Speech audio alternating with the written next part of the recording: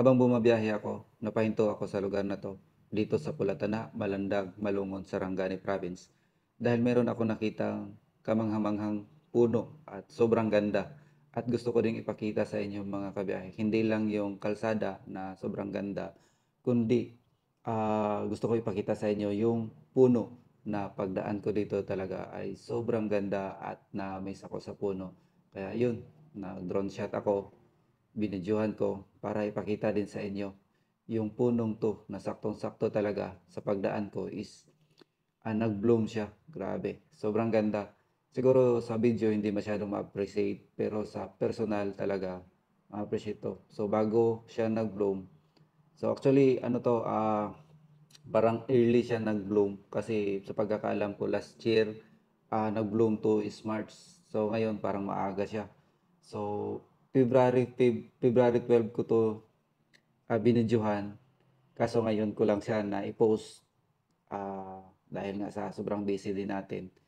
So ito talaga ay dinadayo na nga sa kalapit na bayan dito sa Pulatana.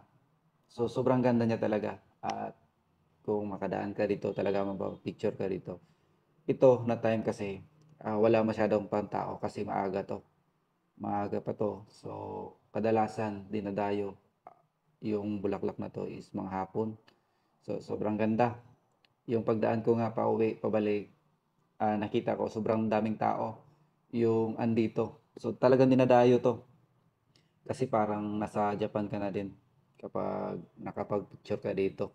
So yun, napakaganda mga kabiyahe. Yan din talaga yung gusto ko ipakita sa inyo mga kabiyahe. Hindi lang sa ganda ng kalsada dito, bagkus yung ganda ng punong 'to. At mas, tatawagin ko na lang siyang cherry blossom kung anong tawag man ito. So, para kasi siyang cherry blossom talaga, mga kabiyahe. Dito lang yan sa Pulatana, Malandag, Malungon, Sarangani Province. Sana magdami pa to dito at magiging tourist attraction talaga to dito sa lugar na to. So, sobrang ganda ng punong to. Ma-miss ka.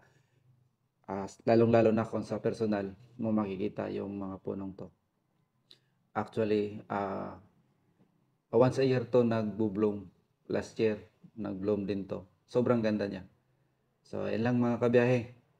Sa mga di pa nakapalo dyan, kung gusto mo makakita pa ng mga lugar na ating mapupuntahan, pwede niyong ipalo mga kabiyahe. Maraming salamat.